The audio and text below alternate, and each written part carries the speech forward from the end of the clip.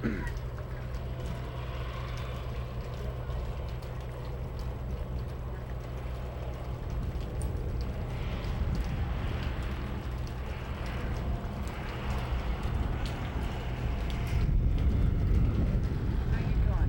the fishing? We got one nice halibut this morning.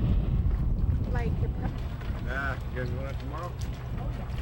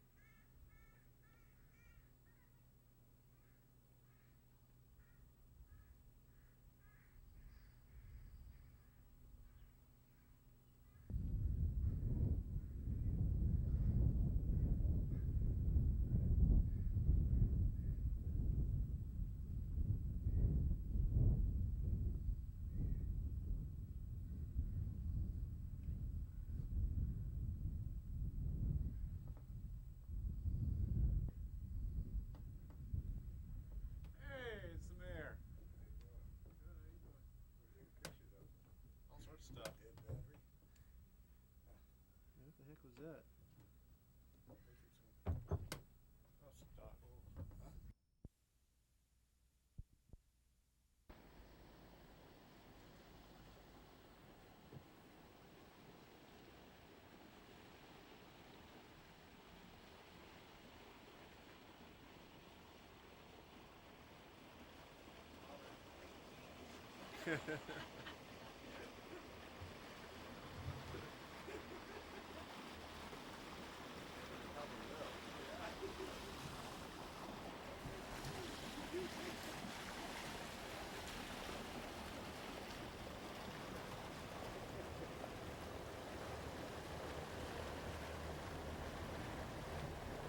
Merry Christmas. Happy 5th of July.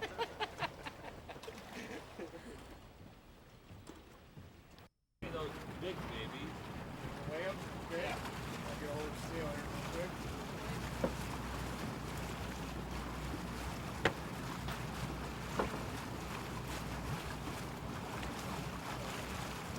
A couple of 40 pounders in here.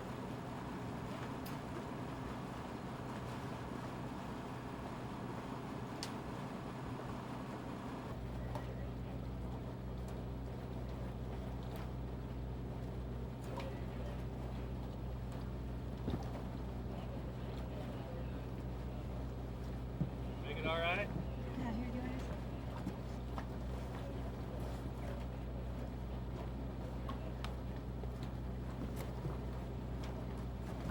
Oh, you're reading a book while you're up Hey, how you doing? What I'm doing? How you doing?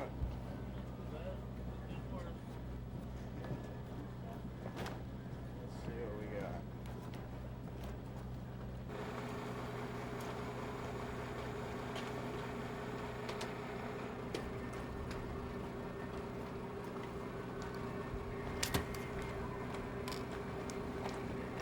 Small ones. there. I'm sure, I'm honest. Those are the small ones. Throw 'em back in. Yeah.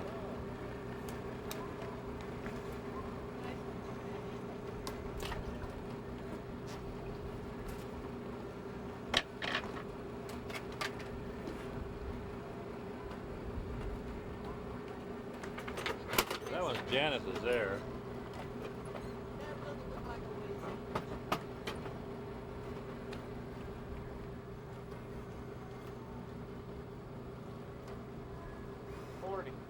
40 pounds.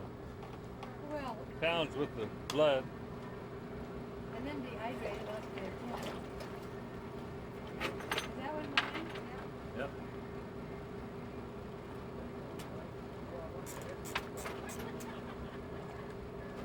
Those two gals got the big ones.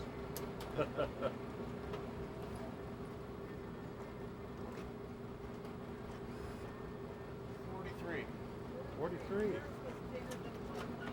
3 pounds bigger. Without falling over.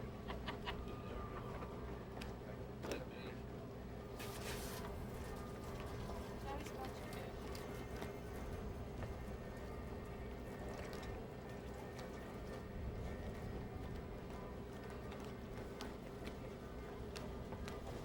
I'm all laid out together there for a... Go ahead.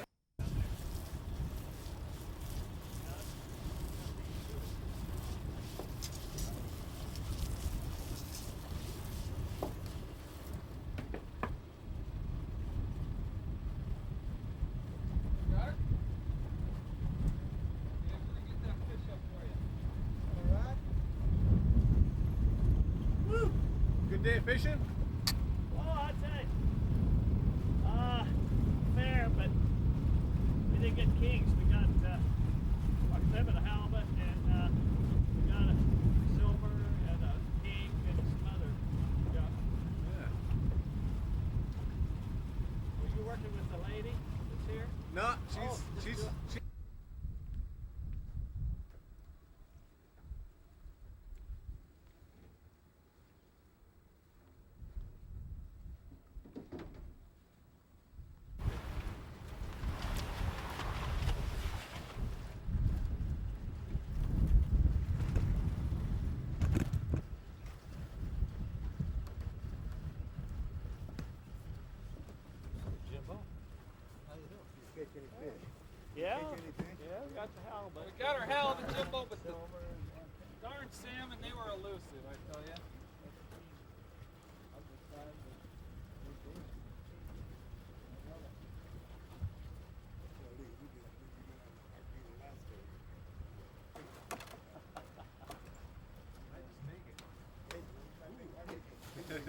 might be a laggard. You might be the scope. I've been trying to keep 900 feet. Hey, I've had trouble with that. You guys probably don't want this to make our game last year. So how much do you got on the waves? Probably 70, right? 75? Yeah, about that.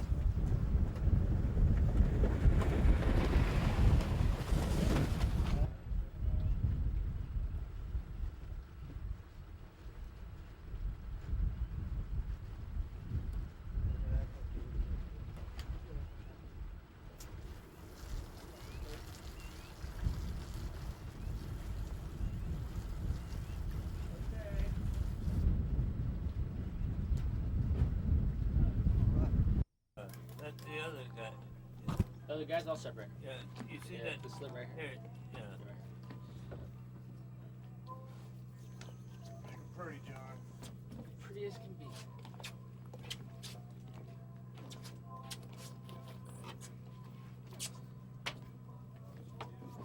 really slayed it out there. Huh? You slayed them again. Well, we found some. But if there's a big scuff. What they call you, the fillet? Shadow out of there.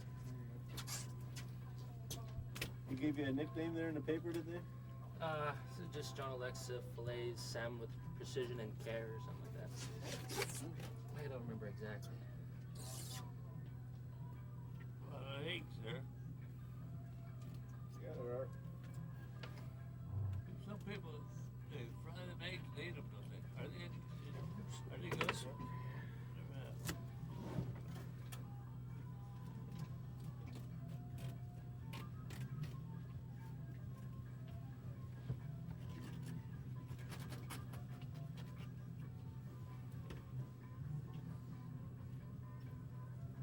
You know, I got a tail about yay long sticking out on the other side. Yeah. I can see it right now. It's on the back side of the outdrive, tucked and pinched up in there. So I think we just tip it up. Oh, okay. It's gonna go. Put him on the dock. My fish The was dock's bigger. starting to get ready. Excuse me. There's wires from your house, so you can Gotcha. probably see. I probably do it on your boat. Yeah. Probably ain't gonna be anyone The to first your one house. salmon of the season, I call it. Here. The first one I caught of the season was that big. Yeah.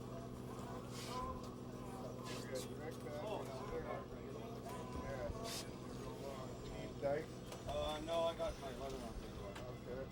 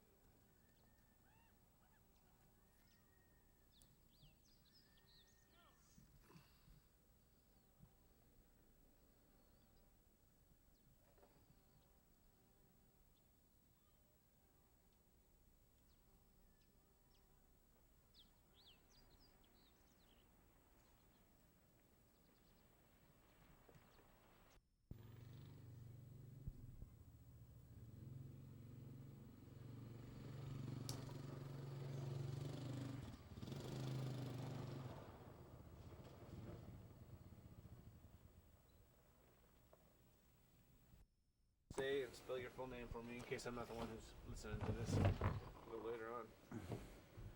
Did you pick that up? Yeah, I think so. We're rolling now, too. Yeah. Okay. Okay, my name's Freddie Christiansen, Freddie Christiansen, and I live in Old Harbor, which is a village on Kodiak Island. Been here for 41 years. I've participated in most fishery activities, and during my lifetime living in the village of Old Harbor, commercial, subsistence, sports, most recently the sports fishing industry, and doing the diversifying and developing the tourism industry in Old Harbor. As everybody's aware, that the fish prices throughout Alaska have been very devastating to coastal communities. They've had a hard time surviving on the current fish prices that we're getting paid, and I'm sure that there's other parts of the state that are experiencing the same difficulties in the surviving economically in rural Alaska. However, I believe that there is some opportunities that are coming available for our people in the coastal communities throughout the Gulf of Alaska. I believe that the people need to have access and continue to have access to all resources adjacent to their communities, whether they be on the whether they be right on the the ocean, or whether no matter where they reside, our people need to continue to for survival purposes to be able to have access to whatever resources are available to their communities. As everybody knows that job opportunities are very limited, and the majority of the people have survived off of the ocean for many generations, and we continue to. And irregardless, whatever aspect of life you're trying to fulfill, we will. The only way that we'll succeed is through surviving through the ocean. And in my region specifically is what I can attest to. But the other regions as well, I'm sure, have other resources that they need the same. They need to continue to have job opportunities and availability and stuff like that. But I just want to touch on one thing that I believe that's really has been very exciting for our region, and we've been very instrumental on forming an organization called the Gulf of Alaska Coastal Community Coalition, and I would urge everybody in the Gulf to, if your community, your organizations, your tribal council, city council, native corporations, your nonprofits aren't a member of the coalition, we'd encourage you guys to, to become members. And the main purpose of the coalition's goals was to ensure sustainability fisheries, as well as which is protecting the resources, as also ensuring that we're going to have access to whatever resources are out our back door. And the Coastal Community Coalition has made some serious progress over the last couple of years. Some that we can discuss with about. One of them's the most recent one on the halibut charter boat industry. As everybody's aware, the Gulf of Alaska, that there's been a form of IFQs in a commercial fishing industry, which qualifying years I believe were from 86 to 91. If you didn't fish during those years, but you had fished 50 years prior to that would you would not be allowed to participate, and that seemed to be what happened to a lot of people in Old Harbor and as well as the other communities and within certain areas of the halibut areas, I should say. Go for it. So like I was saying, the goals of the Coastal Community Coalition were to ensure that we have access, and to ensure that we also have protection of our resources and sustainability. And there was one more, and I can't remember exactly what it was, but that's basically what we're made up of, and we just we really believe that the limited amount of opportunities in the small communities, that you can't not allow participation out of a community next to the resource. They've got to have they've got to be allowed to participate in every aspect of life, I should say.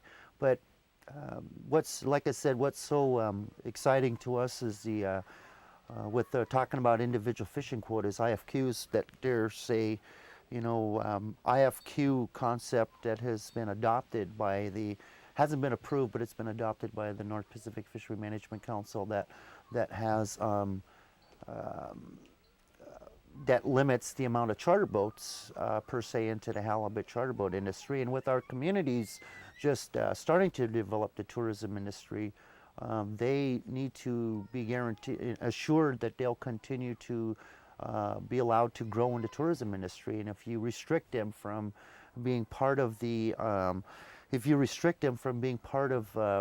the halibut charter boat industry, that's a a major setback for the communities not being able to do halibut charter boats, use halibut charter boats and take people out halibut sports fishing if the IFQs on halibut charter boats are implemented. So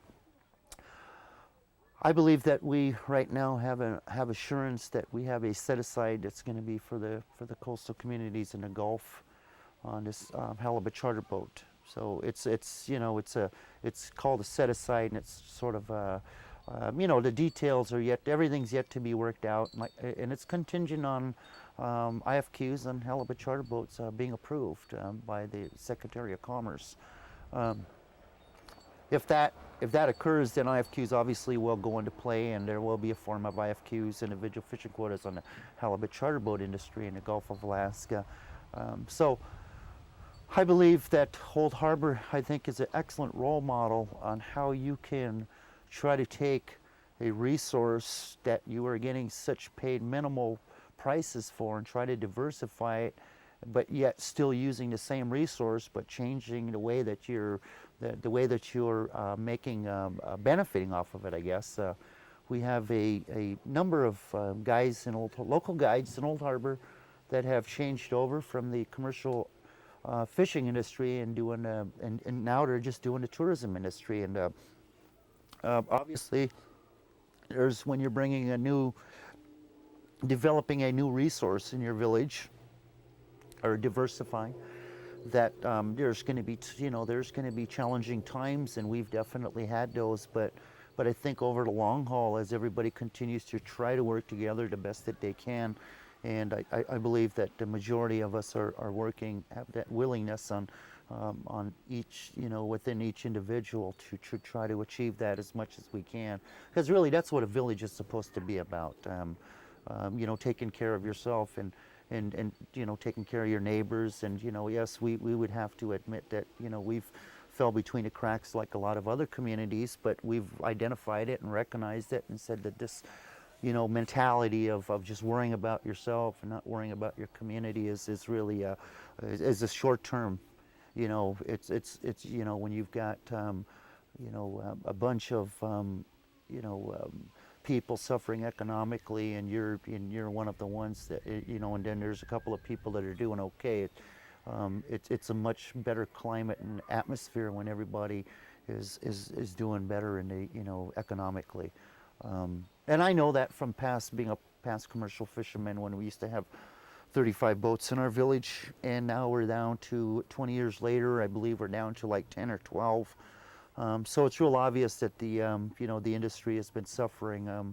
There's some other contributors, natural disasters. I believe that there's some other things that have attributed to the loss of fishing prices, I should say.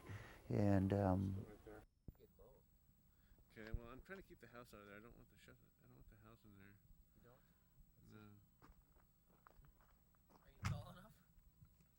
oh, okay. Yeah, this is where it all starts here, man. I gotta have a good product where can't fuck with it. So this thing's rolling? Yeah, it's almost out of tape too.